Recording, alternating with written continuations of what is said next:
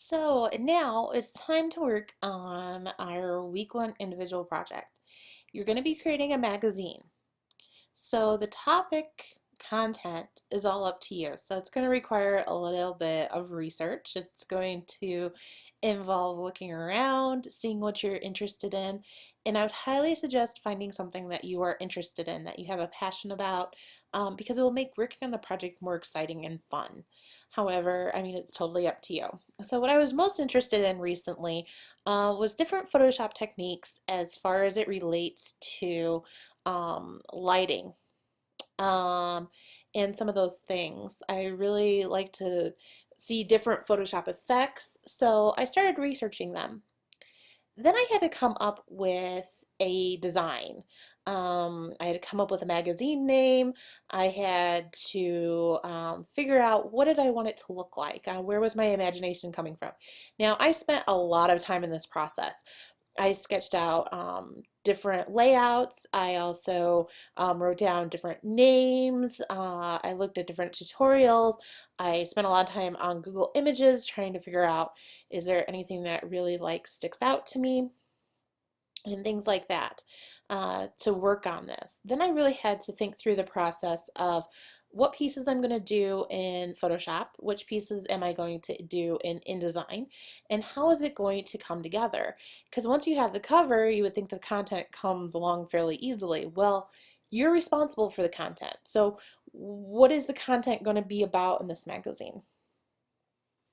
The Week Bond individual project is strictly the cover of the magazine and designing a layout that is appealing, that is clean, crisp, sharp, an attention getter, focuses in on what you're going to do with your magazine. Does it look like a magazine cover? Are some of the things that you're really going to be looking at this week. What it really comes down to is InDesign is a very powerful layout tool. It helps us put together the pages, how do they lay out, put together clean, crisp, sharp type. It's really a powerful type tool, and InDesign is really used in conjunction with Adobe Photoshop and Illustrator to combine those images together using InDesign along with the type. So don't be afraid to branch out into Photoshop and pull it into InDesign. Now there's some things that I don't want to see, is that you do your entire layout in Photoshop and just dump it in InDesign. I don't want to see that. I want to see all of your type done in InDesign and all of your layout done in InDesign. However, you can use Photoshop to make background images, to do different pieces of photo manipulation before you bring it over. So let's see what I actually did do in Photoshop. In Photoshop, I laid out my images because I wanted to erase and lay things out with the images I wanted to use. I also wanted to add effects to it. So I did lay those out. I did do my title, or my magazine title in InDesign or in Photoshop, because I wanted to have that effect. You'll notice every other piece of text except for these two pieces were done in InDesign, as they should be. So when I was working in Photoshop, I made sure that the document was the same exact size as my InDesign, because this was going to serve as my background.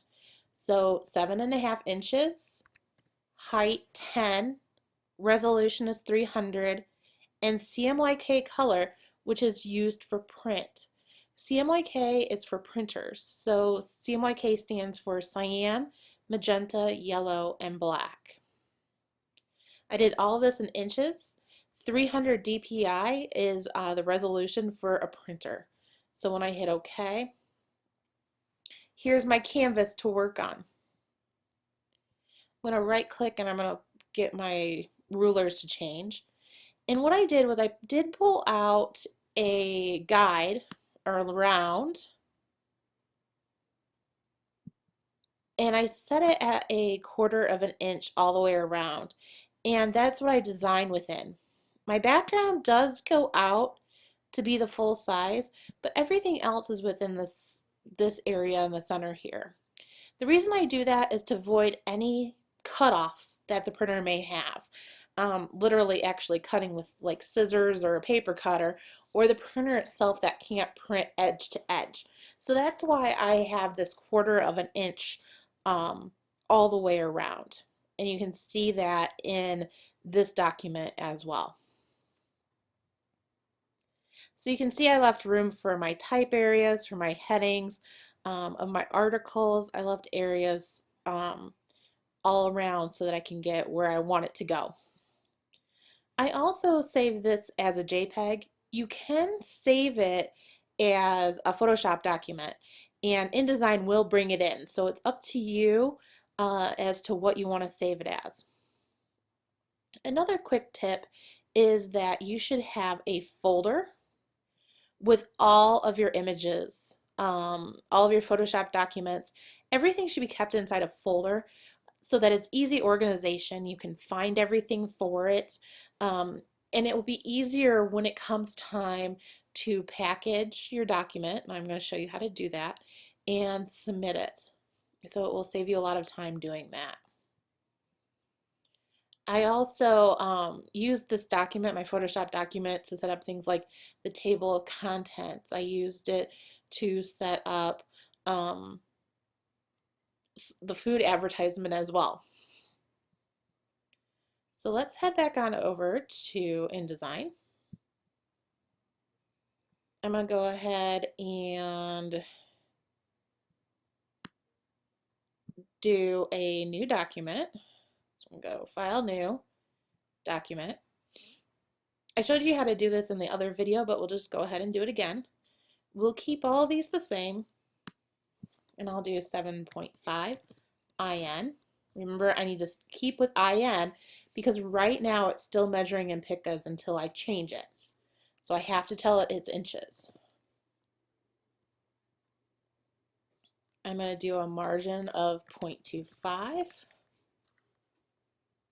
And I'm going to go ahead and hit OK. So here's my InDesign page. You can see it's in my pages. And I'm on page 1, so this is my cover page. Any image you want to bring in, you're going to go to File, Place.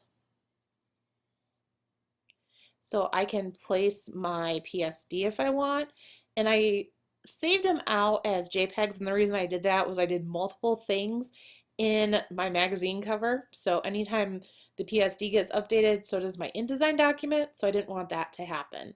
So I did save them out as JPEGs. So I'm going to hit OK. This is what we call a loaded icon. That means it has something and it's ready to be placed. If you click on the corner, it will place it perfectly on the document. So from corner to corner, and perfectly size it for it.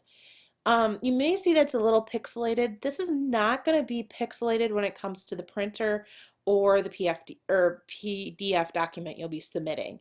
It's not going to be pixelated like this. So now I need to start putting in some of the text, the more interesting stuff.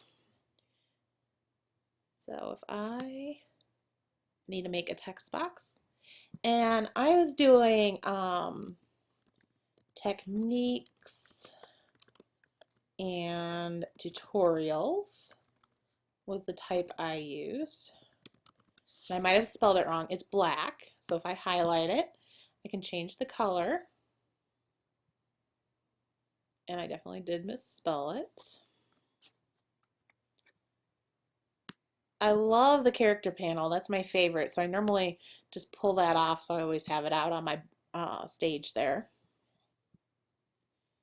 And I think I went with Futura. Another good suggestion is typically sticking with no more than 2 to 3 fonts are really important. And then I can kick it up in size. That might be a little bit too big. Now what this means, you see this little red plus sign, that there's more text, so you just gotta make your text box a little bit bigger. I can highlight it, I can center it. I actually want it to be a little bit closer. So I'm going to bring up my line height, also knowing it as my leading. Now here's some things I want you to consider when you are designing. That there's just more than just plain flat colored text. That there's more than just Arial and Times New Roman and Helvetica when it comes to designing your cover. Now when you're putting in content, of course you're going to want it to be readable, so you're probably going to use an Arial or Times New Roman or Helvetica. However, your cover page could be a little bit different. Your headings can be a little bit different. So just think about that. Just don't go with the strict fonts that you have in the library. Go out and find new fonts, download new fonts. So one of the ones that I love to go look at is thefont.com. You can find a ton of different fonts to use that will probably fit your topic really well. So that's just something to think about. The other thing to think about is effects, drops, shadows, and you can tell in mine that I did a little bit of a blur. I changed gradients, and I used them consistently throughout. So if you just have it selected, if you go up to effects, here's all your effects. And they're very, very similar to Photoshop. And you can preview them. So if you have it on preview, you can see it as you're working with it. Inner glow, inner shadow, outer glow. You can change all of these.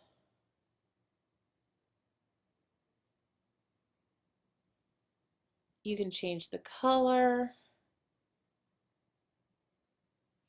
I used a little bit of a feather, so I did feather out the edges. And what I did was I just played with it until I was like, hey, that looks really cool. That looks really well balanced. It looks eye-catching, like I would want to pick it up off the shelf. And then I just used that effect throughout. So for this assignment, you're just designing the cover. You can use a mixture of Illustrator, Photoshop, bring it into InDesign, and do the rest of the setup. I don't want you to forget about using those effects, looking at different fonts. Then what you're going to do before you submit it is you're going to click on your pages and you're going to add 2 more pages, and then you're going to save it as your InDesign file. So we'll go ahead and say save. And then you're going to export it, so file export, as an Adobe PDF print. And you will submit to me your PDF and your InDesign, and if you used any images that aren't your own, you're going to cite them appropriately, so use the APA generator, and submit a Word document with those appropriate citations. I'm looking forward to seeing your magazine covers, and I'm sure they're going to be great. Thanks for tuning in to this part of the tutorial series.